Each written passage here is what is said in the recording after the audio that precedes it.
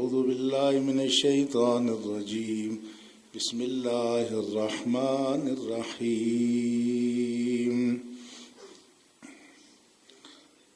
الف لام میم ذلك الكتاب لا ريب فيه هدى للمتقين وقد قال الله تبارك وتعالى في سورة أخرى يا أيها الذين آمنوا كتب عليكم الصيام كما كتب على الذين من قبلكم لعلكم تتقون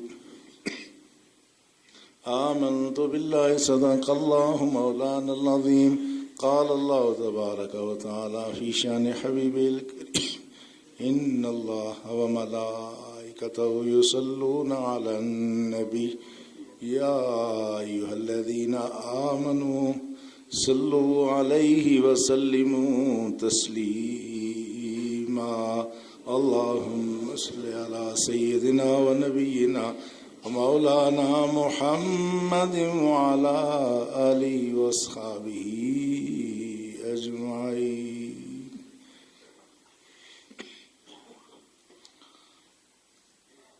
نہایت عزت تکریم کے لائق برادران اسلام، گزشتہ جمعۃ المبارک کے موقع پر ہم رمضان المبارک کی آمد کے موقع پر رمضان کے لیے تیاری کے حوالے سے گفتگو کر رہے تھے، جس کا خلاصہ یہ تھا کہ انسان جو بھی عمل کرتا ہے اس کا کوئی نہ کوئی رد عمل یا اثر ضرور ہوتا ہے.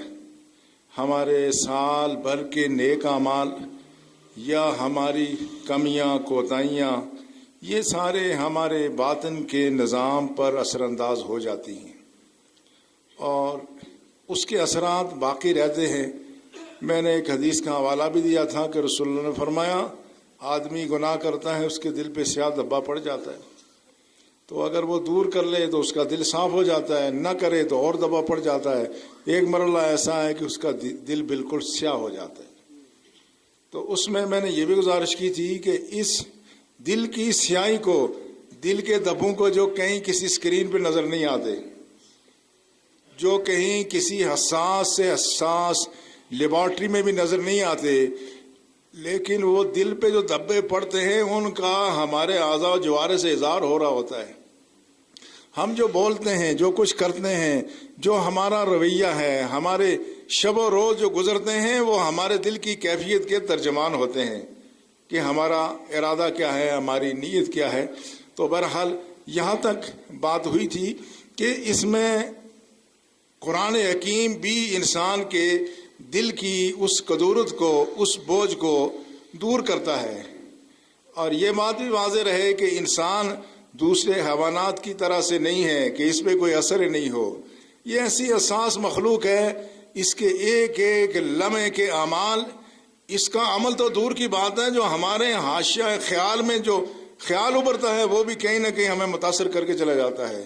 ہماری نیک نیت ہی ہمارے قرب و جوار کے ماحول کو بہت معطر اور خوشبودار کر دیتی ہے. ہماری بدنیتی، ہمارا حسد، ہمارا بغض، ہماری عداوت، اہل ایمان مخلوق خدا کے لیے دشمنی کے جذبات ہمارے دل و دماغ کو اتنا مقدر کر جاتے ہیں، اس کا ہمیں احساس نہیں ہوتا. تو اس لیے قرآن حکیم کی جو تلاوت ہے وہ بھی ایک مؤثر ذریعہ ہے انسان کے دماغ اور دل کی طہارت کے لیے، بشرطے کہ آدمی اس کے معنی اور مفہوم کو بھی سمجھتا ہو. لیکن دوسری بات جو اس وقت آپ آگے بڑھانی ہے وہ یہ ہے کہ یہ جو رمضان المبارک آ رہا ہے، اس رمضان المبارک میں بھی خود بخود ہمارا باطن کا نظام درست ہونے والا ہے. انشاءاللہ باطن کا نظام درست ہو جائے گا. اس لیے یہ جو قرآن ہے یہ کتاب ہدایت، اس میں کوئی شبہ نہیں ہے، لیکن یہ ایک ایسے صاف مشروب کی طرح سے ہے، یہ ایک ایسے صاف پانی کی طرح سے ہے کہ پانی کو آپ جس برتن میں ڈالیں باہر سے رنگ وہی نظر آتا ہے، حالانکہ پانی کا اپنا کوئی رنگ نہیں، بے رنگ ہے. اسی طرح سے یہ ہے قرآن حکیم ایسی کتاب ہے کہ یہ انسان کی ہدایت کا سامان فراہم کرتی ہے، لیکن ضروری ہے کہ دل میں کوئی تقوی ہو، خوف خدا ہو. جس کے دل میں خوف خدا نہ ہو یہ قرآن حکیم انہی لوگوں کے لیے کہا گیا یضل بہ کثیرا و یہدی بہ کثیرا. اس قرآن کے ساتھ بہت سارے لوگ ہدایت پاتے ہیں، بہت سارے لوگ گمراہ ہو جاتے ہیں. اور فرمایا کون ایسے گمراہ ہوتے ہیں؟ فرمایا اس سے گمراہ صرف فاسق و فاجر لوگ ہوتے ہیں جن کی نیتیں بھی درست نہیں ہیں، جن کے ارادے درست نہیں ہیں، جن کے اعمال اچھے نہیں ہیں. اس لیے قرآن حکیم میں سورہ بقرہ کی پہلی ہی آیت میں فرمایا گیا ذالک الکتاب لا ریب فیہ، یہ وہ کتاب ہے جس میں شک نہیں ہے. مگر یہ کس کے لیے ہدایت ہے؟ ھدی للمتقین، یہ تقوی والوں کے لیے ہدایت ہے تو اس میں تقوی، لیکن اس تقوی کے لیے ضروری ہے کہ آدمی کے دل میں ہدایت کا نور ہے. جس طرح یہ چمکتا ہوا سورج، اس کی روشنی کو دیکھنے کے لیے آنکھ کا نور ضروری ہے. جس کی آنکھ میں نور نہیں ہے وہ سورج کی روشنی کو نہیں ملاحظہ کر سکتا. اس لیے تقوی کی ضرورت ہے. اور الحمدللہ ایمان کی برکت سے ہر شخص میں کچھ نہ کوئی تقوی ہوتا ہی ہے. کوئی شخص ایسا نہیں ہے جو تقوی سے بالکل محروم ہو. ہر شخص میں کسی نہ کسی درجے میں تقوی پرہیزگاری ہوتی ہے. اب تقوی کا مفہوم مختلف لوگوں نے بیان کیا ہے. حضرت ابی بن کعب نے حضرت عمر کے سوال پر کہا تھا کہ تقوی کس چیز کا نام ہے؟ خاردار جھاڑیوں والے راستے میں اپنے دامن کو سمیٹ کر کے نکل جانا، یہ تقوی ہے. آپ کی چہار سو برائی پوری طرح سے آپ کو اپنی طرف بلا رہی ہو، آپ کے دفتر میں ہر طرف رشوت ہے، آپ کے تعلیمی ادارے میں ہر طرف کام چوری ہے، مگر آپ اس رشوت سے بچ جائیں، کام چوری سے بچ جائیں، یہی تقوی ہے. اس ماحول سے اگر ہم متاثر ہو گئے پھر یہ تقوی نہیں ہوگا. بعض نے کہا تقوی کی تعریف یہ ہے کہ جہاں جس وقت ہمیں ہونا چاہیے وہاں خدا ہمیں دیکھے، اور جہاں خدا ہمیں دیکھنے نہیں چاہتا وہاں ہمیں رب کی ذات نہ دیکھے. فرض نمازوں کے وقت مسجد میں اور لیو و لائب کی بےہودہ محفل میں خدا نہ دیکھے. جو جس وقت خدا جس حال میں ہمیں دیکھنا چاہتا ہم اس حال میں ہیں تو یہ گویا تقوی ہے. اور اگر نہیں ہے تو گویا ہم تقوی سے عاری ہو گئے یا ہمارا تقوی کم ہو گیا ہے. میں اس بات کو ایک دوسرے مثال کے ساتھ واضح کرنا چاہتا ہوں. اہل ایمان جو ہماری باطن کی دنیا ہے، ہماری روح کی دنیا ہے، یہ بھی ہمارے اسے وجود کے اندر ہی ہے. یہ تقوی، پرہیزگاری، خوف خدا، خشیت کا ہے ہمارے اسی وجود کے اندر. اور اس وجود کے اندر ایک اور دوسرا نظام بھی موجود ہے جو ہماری زندگی کو بچائے ہوئے ہے. ایک وہ نظام ہے جو ہمارے ایمان کو بچائے ہوئے ہے، دوسرا وہ نظام ہے جو ہماری زندگی کو بچائے ہوئے ہے. یہ کون سا نظام ہے؟ یہ وہ نظام ہے جس کو ہم امیون پاور، ہمارے میڈیکل کے طالب علم کہتے ہیں، یا جس کو ہم دفاعی قوت کہتے ہیں. ہمارے اندر ایک دفاعی قوت ہے جو ہم جس آلودہ ماحول میں رہتے ہیں، ہمیں جو پانی ملتا ہے، جو کچھ کھاتے پیتے ہیں، سب کچھ ہونے کے باوجود، اس کے باوجود بے شمار ہماری بیماریاں ایسی ہیں کہ ہمارا دفاعی نظام ان کے خلاف لڑ جھگڑ کر کے ان کو پہلے سے مار بگاتا تھا، ہمیں پتہ ہی نہیں ہوتا. کبھی یہ ہمارا دفاعی نظام، یہ جب ملیریا ہوتا ہے، ملیریا میں جب انسانی جسم کے کبھی طاری ہو جاتی ہے، آپ نے دیکھا ہوگا کہ کبھی کیوں طاری ہوتی ہے، اس وقت ہمارا دفاعی نظام اپنی ہار کی طرف جا رہا ہوتا ہے. ہمارے جراثیم ہمارے جسم میں جو ہمیں نقصان دیتے ہیں وہ غالب ہو رہے ہوتے ہیں. ہمارا دفاعی نظام اس وقت شکست خوردہ ہونا شروع ہو جاتا ہے، ہمارا جسم کانپنا شروع ہو جاتا ہے. اسی طرح سے اہل ایمان، یہ جو ہمارا دفاعی نظام ہے یہ بھی بعض چیزوں سے مضبوط ہوتا ہے، بعض چیزوں سے کمزور ہو جاتا ہے. اسی طرح ہمارا روحانی نظام بھی، دفاعی نظام بعض چیزوں سے مضبوط ہوتا ہے، بعض چیزوں سے کمزور ہوتا ہے. یہ جو دفاعی نظام کمزور کیوں ہوتا ہے؟ پہلی بات یہ ہے کہ غذا اچھی ہو اور عمدہ غذا ہو جو جسم کو توانائی دے تو ہمارا دفاعی نظام مضبوط ہوتا ہے. ہمارے اسلاف، ہمارے بزرگ جس زمانے میں پیٹ بھر کے کھانے کو نہیں ملتا تھا لیکن جو ملتا تھا وہ خالص ہوتا تھا، تو پھر وہ اس زمانے میں نہ گرم کپڑے تھے، نہ آج تر اس دور کی سہولتیں تھی، اور نہ اس طرح کی آسائش میسر تھی، مگر وہ ایک شلوار قمیض میں بھی چلتے پھرتے تھے اور یہ سردی ان پر اثر نہیں کرتی تھی. آج بھی آپ نے دیکھا ہوگا یہ کئی بچے ہیں یا ہمارے پٹھان حضرات کے بچے ہیں، وہ ایک شلوار قمیض میں گھوم پھر رہے ہوتے ہیں اور نہ ان پر نزلہ ہو رہا ہے، نہ الرجی ہو رہی ہے، نہ کھانسی ہے کچھ. ہمارے بچے ہم ان کو لپوٹ کے رکھتے ہیں پھر بھی ان کی کھانسی بند نہیں ہوتی ہماری طرف. یہ کیا ہوتا ہے؟ یہ اصل خوراک کی بات ہے. جتنی خوراک اچھی ہو تو آدمی کا دفاعی نظام مضبوط ہوتا ہے، پہلی بات یہ ہے۔ اور دوسری بات کیا ہے کہ آدمی پر بیماریوں کی یلغار نہ ہو۔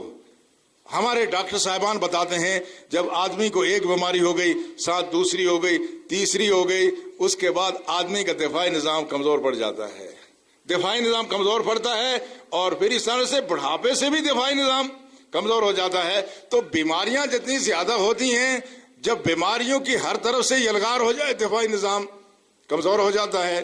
اور تیسرا جو دفاعی نظام کمزور ہوتا ہے وہ ایسے لوگوں کے ساتھ میل جول اور بیٹھنے سے کمزور ہو جاتا ہے جن کا دفاعی نظام کمزور ہے۔ آج جو بہت سارے لوگ آپ دیکھیں حجام کے یہاں جاتے ہیں تو نیا بلیڈ استعمال ہوتا ہے، کیوں؟ کہتے ہیں اس لیے کہ جراثیم منتقل ہو سکتے ہیں۔ اسی طرح سے یہ جس شخص کا اپنا تقوی کمزور ہے اس کے پاس بیٹھیں گے آپ کا تقوی بھی کمزور ہوگا۔ جس شخص کو بیماری ہے، مثلا دیکھیں یہ جو ایڈز کی بیماری ہے، یہ کیا ہے؟ یہ ایڈز کوئی اور بیماری نہیں ہے، یہ ہمارا دفاعی نظام کمزور ہو جاتا ہے۔ تو جس کو یہ بیماری ہو، آپ نے اس کے ساتھ اٹھنا بیٹھنا ملنا جلنا اگر رکھ لیا، اس کا جھوٹا کھا بھی لیا، اس کے ساتھ تعلقات بڑھا لیے، تو آپ کو بھی یہ مرض لاحق ہو سکتا ہے۔ اس لیے بتانے کا مدعا کیا ہے کہ یہ جسمانی بیماریاں ہمارے دفاعی نظام کو کیوں کمزور کرتی ہیں؟ ایک خوراک صحیح نہیں ملی، دوسرا بیماریاں ہو گئیں، اور تیسری بات کیا ہے کہ ہم ایسے لوگوں کے ساتھ زیادہ قربت رکھ رہے ہیں کہ جن کی جسم میں یہ بیماری موجود ہے۔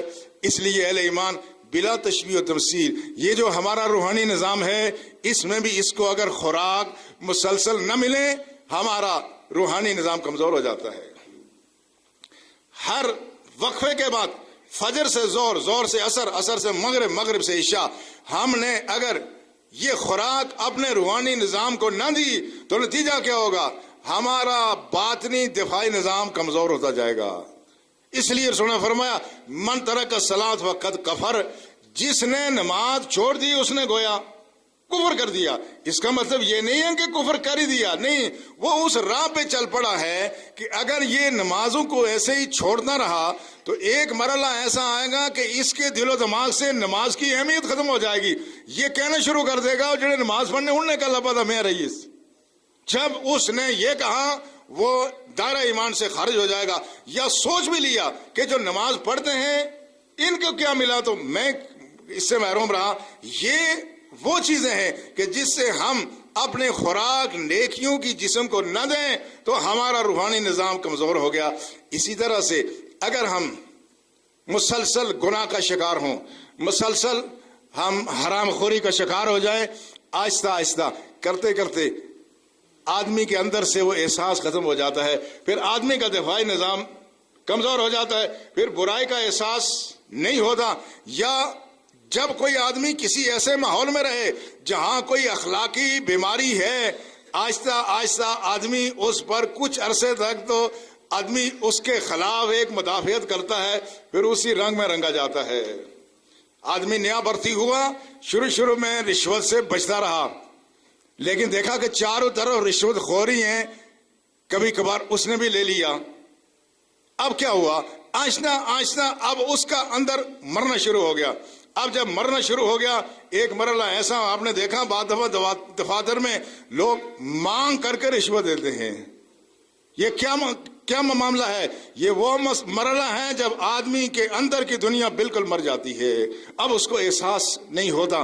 اس لیے یہ جو ماحول و معاشرہ ہے یہ ہمیں تقوی سے دور کرتا ہے۔ اس لیے اہل ایمان جو تقوی ہے وہ جتنا ہم اس میں اضافہ کریں گے، یہ بھی کوئی نہ سمجھے کہ میں نمازی بھی ہوں، میں نماز بھی پڑھتا ہوں، میں روزہ بھی رکھتا ہوں، میں نے حج بھی کیا ہے، زکوٰۃ بھی دیتا ہوں، اس کے علاوہ اللہ بھی کرتا ہوں اور رزق حلال بھی کماتا ہوں، تو اب مجھے اور کسی تگودو کی کیا ضرورت ہے؟ کبھی یہ گمنڈ آدمی کے دل و دماغ میں نہیں ہونا چاہیے۔ یہ کوئی ایسی بات نہیں ہے۔ اہل ایمان یہ دنیا کی طرف دیکھو، دنیا میں ہم اپنے بچوں کو اور ہمارے بچے خود بھی نصیب سے اگر ان کا پڑھائی کی طرف رجحان ہو تو اب صورتحال یہ ہے کہ ہمارے بچے کتنی محنت کرتے ہیں۔ اس وقت ہمارے پاس جو کالج میں ہم نے گورنمنٹ کالج میں داخلے کیے، میں تو حیران ہو گیا کہ یہ بچیاں یہ بچے کتنی محنت کرتے ہیں. ہمارا بچیوں کا میرٹ شروع ہوا یہ تقریباً 97.88 سے شروع ہو کے 93 کچھ پہ ہماری سیٹیں پوری ہو گئی, اور بچوں کا میرٹ 97.7 سے شروع ہو کر کے 82.42 پہ آ کے یہ ختم ہو گیا. تو اگرچہ امتحانی نظام میں بھی کوئی تبدیلیاں آ گئی ہیں, مگر اس کے باوجود کتنے لوگ اپنا خون جگر جلاتے ہیں. جس شخص نے 90% سے جس بچی اور بچے نے نمبر لیے ہیں, کیا اس نے شب و روز محنت نہیں کی ہوگی؟ کیا اس نے کئی راتیں اپنے بیداری میں نہیں گزاری ہوگی؟ یہ ہم دنیا کے لیے اتنی محنت کرتے ہیں کہ اس کے بعد ہمارا مستقبل مختصر سا ہے, اس کے لیے محنت کرتے ہیں, لیکن جو ہمارا دائمی اور ابدی مستقبل ہے ہم اس میں اتنے لاپرواہ کیوں ہیں؟ رسول اللہ صلی اللہ علیہ وسلم نے فرمایا اللہ کی ذات بہت غیرت مند ہے, اور اس کو سب سے زیادہ غصہ, سب سے زیادہ غیرت کب آتی ہے؟ جب کوئی حرام کام کا ارتکاب کرتا ہے. اس لیے یہ غلط فہمی نہ ہو, بلکہ ہر شخص کوشش کرے کہ میں اس سے آگے بڑھوں. جو شخص فرض نمازیں پابندی سے ادا کرتا ہے وہ اس پر قناعت نہ کرے, وہ کوشش کرے کہ میں اس کے بعد نوافل بھی ادا کرتا رہوں, میں نماز اشراق بھی, میں چاشت بھی, ہو سکے تو اوابین بھی, تہجد بھی ادا کروں. اس سے تقوی میں اضافہ ہو جائے گا. رسول اللہ فرمائے یتقرب عبدی الی بالنوافل, بندہ نوافل کے ذریعے ہی میرے قریب ہوتا ہے. لیکن فرمایا فرائض بنیاد ہیں, جس شخص نے فرض ادا نہیں کیا اللہ کو اس کے نفل کی ضرورت نہیں ہے. اس لیے اہل ایمان ہر شخص کے لیے خدا نے زندگی کے ہر موقع پر یہ اس کے لیے ایک موقع ہے کہ ہم جہاں بیٹھے ہوئے ہیں وہاں ہم زیادہ سے زیادہ تقوی حاصل کر سکتے ہیں. کم سے کم تقوی کیا ہے؟ فرض نمازوں کی ادائیگی, فرض روزوں کی ادائیگی, زکوٰۃ کی ادائیگی, حج کی ادائیگی, اگر آدمی صاحب نصاب ہو, یہ کم سے کم تقوی ہے. لیکن یہ زیادہ سے زیادہ تقوی نہیں ہے. زیادہ سے زیادہ تقوی اس کی کوئی حد ہی نہیں ہے. اس لیے تو رسول اللہ صلی اللہ علیہ وسلم نے عمر بھر کبھی زکوٰۃ ادا اس لیے نہیں کی کہ کبھی آپ نے مال جمع ہی نہیں ہونے دیا کہ مال جمع ہو تو رسول اللہ زکوٰۃ ادا کریں. اس لیے ہم سب کے پاس موقع موجود ہے کہ صرف یہی عبادات کی حد تک بات نہیں ہے کہ ہم مسجد میں نمازیں تو پابندی سے پڑھیں, فرائض بھی پڑھیں, نوافل بھی پڑھیں, سنتیں بھی پڑھیں. آئندہ آنے والے دنوں میں ہم اس کے ساتھ ساتھ نماز تراویح بھی پڑھیں, لیکن ہمارے دنیا کے معاملات پیچھے رہ جائیں. جہاں جہاں ہماری ذمہ داری ہے, اکثر یہ ہوتا ہے رمضان مبارک میں ہم عبادات تو زیادہ کرتے ہیں, معاملات کو نظر انداز کر دیتے ہیں. سرکاری ملازمین ہم لوگ جو ہیں اس میں یہ کرتے ہیں صبح تو فجرولہ کر لیا, صبح تو سو گئے, دیر سے گئے, اپنے دفتر میں گئے, اپنے ادارے میں گئے, تھوڑا بہت پڑھا کے جی تھک گئے, اس کے بعد جلدی واپس آ گئے. جس شخص نے رات تراویح ادا کی, اللہ کا قرآن سنا, لیکن صبح پھوٹتے ہوئی وہ وقت پر اپنے کام پر نہیں گیا, اور کام پر گیا تو دیانتداری سے کام نہیں کیا, اس کے یہ راتوں کی سجدہ ریزیاں یہ اس کے دل و دماغ میں کبھی طہارت پیدا نہیں کر سکتی. رسول اللہ صلی اللہ علیہ وسلم نے فرمایا جس شخص نے حرام کمایا اور حرام کا ایک درہم بھی اگر اس کے پاس تھا, اس نے جو لباس پہنا اس میں باقی تو سارا حلال ہی ہے, ایک درہم حرام کا ہے, فرمایا خدا کی ذات اس بندے کی نماز قبول نہیں کرتی. اہل ایمان ہمارے ہاں جو سب سے بڑا مسئلہ کیا ہے, ہمارا آج نظام عبادات الحمدللہ محفوظ ہے. آج ہم عبادتیں اسی طرح سے کرتے ہیں جس طرح صحابہ کرام نے کی تھی. آج ہمارا حج, ہماری زکوٰۃ, ہمارے معاملات, قرآن کا سننا, تراویح ادا کرنا, یہ تسلسل کے ساتھ یہ چیز آ رہی ہے, لیکن ہمارے معاملات اور اخلاقیات میں بہت بگاڑ آ گئی ہے. اس کی بنیادی وجہ کیا ہے؟ ہمیں اس بات کا احساس نہیں ہوتا کہ ہم نے کیا کر لیا ہے. اگر آدمی کے جس طرح جسم میں ایک آدمی کا جسم سن نہیں ہو گیا, آپ میرے بازو کو کاٹیں تو کیا میں تڑپ نہ جاؤں؟ آپ میرے اوپر تیر برسائیں, میرے جسم کو زخم لگے تو مجھے درد محسوس نہ ہو, یہ کیسے ہو سکتا ہے؟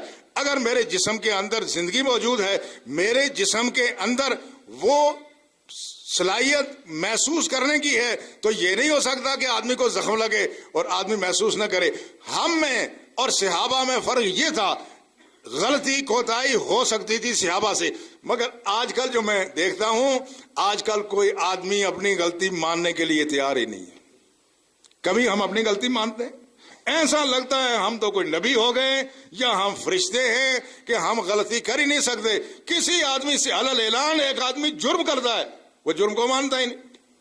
یہ ایک بہت بڑی کوتاہی ہے اور اس سے اصلاح نہیں ہوتی۔ صحابہ میں کیا ہوتا تھا؟ صحابہ کا تقوی اس درجے کا تھا کہ وہ اگر کوئی گناہ کر لیتے تھے تو بے چین اور بے قرار ہو جاتے تھے، بے چین اور بے قرار ہوتے تھے کہ کب مجھ پر حد جاری ہوگی، کب مجھے اس کی سزا ملے گی۔ ایک شخص نے غلطی سے چوری کر لی اور چوری کرنے کے بعد رسول اللہ کی خدمت میں حاضر ہوا، پتا تھا کہ اس سے ہاتھ کٹے گا۔ عرض کیا یا رسول اللہ میں نے چوری کر لی ہے۔ رسول اللہ نے تحقیق فرمائی، اس کے بعد اس کا ہاتھ کٹ گیا۔ جب ہاتھ کٹ گیا تو اس نے کہا خدا کا شکر ہے کہ اس ہاتھ کی وجہ سے میں جہنم میں چلا جاتا، مجھے خدا نے جہنم سے بچا لیا ہے۔ یہ ہے تقوی، یہ ہے پرہیزگاری کہ آدمی گناہ کر کے بے چین و بے قرار ہو جائے۔ جب آدمی گناہ کرے اور اس پر گناہ کا اثر نہ ہو، وہ سمجھے کہ میرے باطن کی دنیا ویران ہو گئی ہے، میرے اندر احساس باقی نہیں رہا ہے۔ اس لیے اہل ایمان ضرور اس بات کی ہے زندگی کے ہر شعبے میں ہم پرہیزگاری تقوی اختیار کریں۔ جو لوگ سرکاری ملازم ہیں، آپ 8 بجے سے 2 بجے تک یا جو بھی وقت ہے، پورا وقت اگر آپ بیٹھ کر کے، میں بطور پرنسپل کے اگر صبح 8:30 بجے سے 2 بجے تک میں اپنے ادارے میں نہیں رہتا، خواہ میں تبلیغ کروں یا قرآن پڑھوں، میں کوئی نیکی کا عمل کروں، وہ خدا کے ہاں یقیناً قابل قبول نہیں ہے، چونکہ وہ وقت میرا نہیں ہے، میں اس کے لیے اجرت لے رہا ہوں، وہ میرا وقت نہیں ہے۔ اگر میں نے کوئی ایسی بات اپنے دل و دماغ میں بٹھا لی ہے کہ میں تو نیکی کا کام کر رہا ہوں، میں فلاں جگہ چلا گیا، میں فلاں جلسے میں چلا گیا، یہ دل کا دھوکہ اور یہ نفس کی فریب کاری ہو سکتی ہے، اس میں کوئی حقیقت نہیں ہے۔ اس لیے اہل ایمان ضرور اس بات کی ہے جو لوگ جہاں ہیں سب تقوی اختیار کریں۔ اپنا فرض ادا کرنے کے بعد آپ نے دیکھا کوئی شخص دور سے آیا، آپ کے دفتر کا وقت ختم ہو رہا ہے، وقت ختم ہو رہا تھا، آدمی دور سے آیا، آپ بیٹھ گئے، اب آپ نے اپنا وقت اس کی نظر کر کے اس کا کام کر دیا، یہ آپ کے تقوی میں کمال پیدا ہو گیا، یہ نوافل ہو گئے، یہ نوافل ہو گئے۔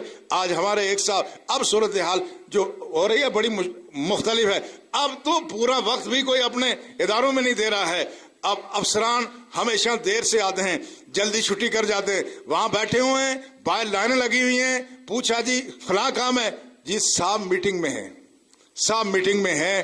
حالانکہ ہمارے جو پرانے افسران تھے، آج میرے ڈائریکٹر ایوب صاحب کی یاد آ رہی ہے، ایک دفعہ کسی نے بتایا وہ رات 11 بجے کسی نے جا کے دیکھا دفتر میں ہے، تو کسی نے پوچھا، ان کے بیٹے مجھے بتا رہے تھے، ہم نے کہا ابا جی یہ رات 11-12 بجے تک ادھر کیا کرتے ہیں؟ انہوں نے کہا یہ دن کا وقت ہے، یہ میں نے ملاقاتیوں کے لیے رکھا ہوا ہے، دن میں لوگوں کے کام کاج کرتا ہوں، فائلیں میں رات کو پڑھتا ہوں۔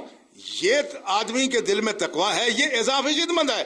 ہم میں سے ہر شخص کو خدا نے موقع دیا ہے کہ ہم ایسا کر لیں، مخلوق خدا کے ساتھ اچھا رویہ رکھیں، جہاں جہاں موجود ہیں صرف اپنا فرض ادا نہ کریں، فرض سے بڑھ کر کے اپنی دھرتی کی خدمت کریں۔ لیکن یہ چیز اب ہمارے ہاں مفقود ہو رہی ہے۔ میں اس مرحلے پہ کافی وقت ہو گیا، میں آج چونکہ یہاں یوم سوگ بھی منایا جا رہا ہے، میں اس کا بھی تذکرہ کرنا چاہتا ہوں کہ کشمیر میں جو اس وقت ظلم ستم جو بھارت میں جو روا رکھا جا رہا ہے، آپ نے دیکھا جب آدمی مرے تو کتنا مر جاتا ہے۔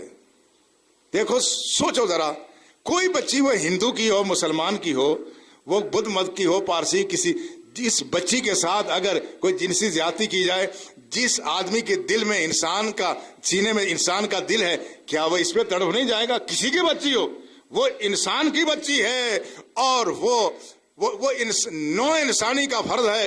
لیکن مقبوضہ کشمیر میں جو ایک بچی کے ساتھ ظلم و زیادتی ہوئی، اس کو قتل بھی کیا گیا اور وہاں کے وکیلوں نے اس کے خلاف احتجاج کیا، یعنی ان مجرموں کے خلاف جب کارروائی ہونے لگی، وہاں کے وکلا کھڑے ہو گئے کہ ہم ان لوگوں کو سزا نہیں ہونے دیتے۔ دیکھو آدمی مرے تو کتنا مر جاتا ہے۔ اس لیے قرآن نے کہا اولئک کالانعام بل ہم اضل، یہ آدمی گر جائے تو چوپایا ہو جاتا ہے، بلکہ چوپائے سے بھی زیادہ گر جاتا ہے۔ آج مقبوضہ کشمیر میں جو کچھ ہو رہا ہے اور وہاں مسلسل ظلم و ستم ڈھائے جا رہے ہیں، اور جس طرح سے وہاں ظلم اور زیادتی ہو رہی ہے، یہ قابل مذمت ہے۔ لیکن اب آپ دیکھ رہے ہیں کہ عالمی ضمیر بھی سو گیا ہے، عالمی ضمیر بھی سو گیا ہے. بڑے بڑے مہذب لوگ، مہذب معاشرے، مہذب ملک جو کہتے ہیں ہم نے دنیا کو تہذیب سکھائی، ان کو کشمیر میں ہونے والا ظلم و ستم نظر نہیں آتا. کشمیر میں جو نوجوان بینائی سے محروم ہوئے ہیں، جو عورتیں بیوہ ہوئی ہیں، جو بچے یتیم ہوئے ہیں، جو ظلم و ستم وہاں ڈھایا جا رہا ہے، آپ نے دیکھا عالمی ضمیر اس پر بے حس ہے. لگتا ہے عالمی ضمیر مر گیا ہے، عالمی ضمیر مر گیا ہے. اور اس لیے بہرحال کہیں کسی کوئی ضمیر زندہ ہو یا مرے، لیکن آزاد کشمیر کے لوگوں کی یہ اخلاقی، مذہبی اور دینی ذمہ داری ہے کہ وہ مقبوضہ کشمیر کے لوگوں کا دکھ درد محسوس کریں اور جو ہو سکے وہ ان کے ساتھ تعاون کریں. تو میں عرض یہ کر رہا تھا کہ تقوی اگر آدمی کے دل میں ہو تو اس صورت میں آدمی کی غلطیاں اللہ کی ذات معاف کرتی رہتی ہے اور خود بخود اس کے اجر میں اضافہ ہوتا رہتا ہے. رسول اللہ صلی اللہ علیہ وسلم نے فرمایا من یتق اللہ یکفر عنہ سیئاتہ ویعظم لہ اجرہ. جو شخص خدا سے ڈرتا رہے نا تو اللہ اس کی برائیوں پر بھی پردہ ڈالتا رہتا ہے. ویعظم لہ اجرہ، اس کے اجر میں اللہ اضافہ کرتا رہتا ہے. کسی شخص ہے خوف خدا، دل میں اللہ کی خشیت ہے، لیکن اس کے باوجود اگر کسی شخص نے جرم کر لیا، دل میں ارادہ خدا کی نافرمانی کا نہیں تھا، بس اعتقادوں کے مطابق کوئی خامی ہو گئی، کوتاہی ہو گئی، آدمی نے گناہ کر دیا، اللہ کی ذات وعدہ کرتی ہے من یتق اللہ یکفر عنہ سیئاتہ، جو خدا سے ڈرتا رہا ہم اس کی برائیوں پر پردہ ڈالتے رہیں گے. وَيُعْظِمْ لَهُ أَجْرًا، اس کے تھوڑے عمل میں برکت ڈال کے اس کو زیادہ بڑھائیں گے. لہذا اہل ایمان ضرورت اس بات کی ہے یہ جو آگے مہینہ آ رہا ہے اس کے لیے ہم اپنے دل و دماغ کو تیار کریں. اور رسول نے فرمایا القیس من دانا نفسہ، فرمایا عقل مند شخص وہ ہے جو اپنا خود محاسبہ کرے. اہل ایمان کوئی ہمارا محاسبہ کرنے والا نہیں ہے، کوئی ہمیں بتانے والا نہیں ہے، کوئی ہماری شخصیت کا تجزیہ کرنے والا نہیں ہے، ہمارے شب و روز کے معمول کا کوئی آدمی تجزیہ نہیں کرے گا. رسول نے فرمایا القیس من دانا نفسہ، عقل مند وہ شخص ہے جو خود اپنا محاسبہ کرتا ہے. ہم کسی دن بیٹھ کر کے رات کی تاریکی میں سوچنے شروع کر دیں کہ صبح سے شام تک ہمارا کون سا عمل خدا رسول کی مرضی اور منشا کے خلاف ہے، کون سا عمل ایسا ہے جس کی وجہ سے ہم نے مخلوق خدا کو تکلیف پہنچائی ہے. تو ہم اپنی اصلاح خود کر سکتے ہیں. اور سچی بات یہ ہے کہ اب جس طرح موت آ رہی ہے، رسول اللہ صلی اللہ علیہ وسلم نے فرمایا یہ جو اچانک حادثے کی موتیں ہوتی ہیں، فرمایا یہ خدا کی طرف سے پکڑ ہوتی ہے.